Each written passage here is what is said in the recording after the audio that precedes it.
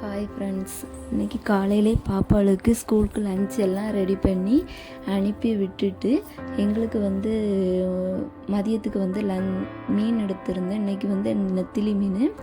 நாங்கள் மீன் weekly once இல்லைன்னா 2 வாரத்துக்கு ஒருக்கா தான் எடுப்போம். அதனால் மீன் குழம்பு எப்போவாது தான் வைப்போம்.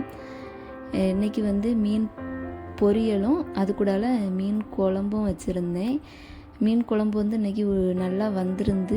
எப்போவுமே ஒவ்வொரு மெத்தடில் மாற்றி மாற்றி வைப்பேன். இன்றைக்கி வச்சுருந்த மெத்தடில் நல்லா கட்டியாக சூப்பராக இருந்துச்சு.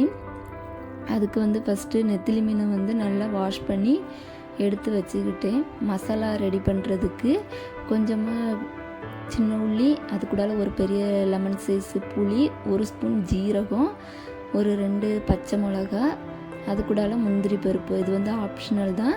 அது கூட ஒரு துண்டு தேங்காய். இது இன்றைக்கி வைக்கிறது ஒரு 4 பேர்த்துக்கு ஒரு நேரத்துக்கான குழம்பு. அது கூட ஒரு பெரிய தக்காளி பழம். இதையும் அரைச்சி ஒரு கொரகொரப்பாக வந்ததுக்கப்புறம் ஒரு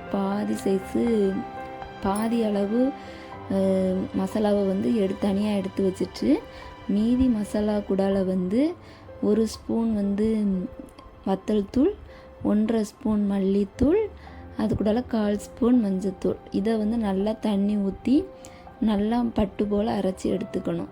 இந்த மெத்தடில் நீங்கள் மசாலா அரைச்சி யூஸ் பண்ணிங்கன்னா குழம்பு நல்லா கட்டியாக, நெத்திலி மீன் கட்டியாக குழம்பு வச்சா சூப்பராக இருக்கும்.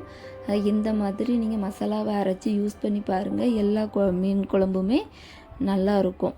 இதை நல்லா தண்ணி ஊற்றி பட்டு போல் அரைச்சி எடுத்துக்கலாம்.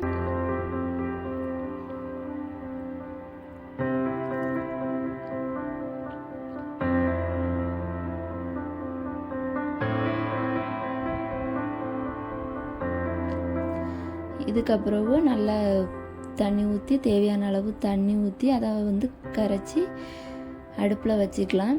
இதில் தேவையான சின்ன உள்ளி நிறைய போடுங்க, நல்லா இருக்கும். அதை கீரி போடுங்க. அது கூட 4 பச்சை மிளகா, ஒரு பெரிய தக்காளி 1. நீங்கள் மாங்காய் சேர்த்தா நல்லாயிருக்கும். இன்றைக்கி மாங்காய் கிடைக்கல, அதனால் அரை மாங்காய் இருந்துச்சுன்னா அரை தக்காளியும் மாங்காவும் போட்டுக்கோங்க. நான் இன்றைக்கி எக்ஸ்ட்ரா 1.5 தக்காளி போட்டேன், அது இதில் காமிக்கலை. அதுக்கப்புறம் கருவேப்பிலையை மேல் டாப்பில் தூவி கொதிக்க விட்டுருங்க. நல்லா கொதிக்கட்டும்.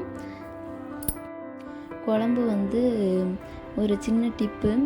இது என்னென்னா, நம்ம சின்ன மண் பாத்திரம் யூஸ் பண்ணுறவங்க ஃபஸ்ட்டே ஸ்லோவாக வச்சுருங்க தீயை. ஏன்னா ஹை ஃப்ளேமில் வைக்கும்போது கண்டிப்பாக இது பொங்கி சிந்தும். லோ ஃப்ளேமில் வச்சு யூஸ் பண்ணும்போது கண்டிப்பாக இது சிந்தாது. தேவையான அளவு உப்பு போட்டுக்கோங்க. உப்பு போட்டு நல்லா கொதிக்க வச்சு, இந்த டைமில் நல்லா உப்பு உரைப்பெல்லாம் பார்த்துக்கோங்க. குழம்பு நல்லா கொதிக்கட்டும்.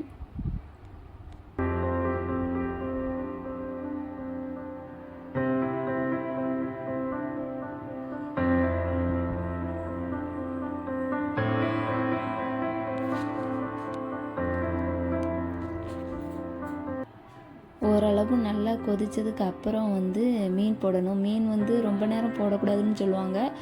ஆனால் என்னோடய ஹஸ்பண்டுக்கு நல்லா வேக வச்சா தான் பிடிக்கும். அதனால் நான் ஒரு 1/4 மணி நேரமாவது மீனை போட்டு நல்லா கொதிக்க வச்சுருவேன். நல்லா கொதித்து வற்றினதுக்கு அப்புறவு கடைசியாக கொஞ்சோண்டு கருவேப்பிலை போட்டு அதுக்கு மேலே தேங்காய் ஊற்றி இறக்கி மூடி வச்சுருங்க. நல்லாயிருக்கும். இது தாளிக்கிறவங்க பிடிச்சிருந்தா தாளிங்க. நான் தாளிக்க மாட்டேன். இந்த மெத்தடில் தான் நான் வைப்பேன். லாஸ்ட்டாட்டு கொஞ்சோண்டு கருவேப்பிலை போட்டு அதுக்கு மேலே தேங்காய் ஊற்றி மூடி வச்சுருவேன்.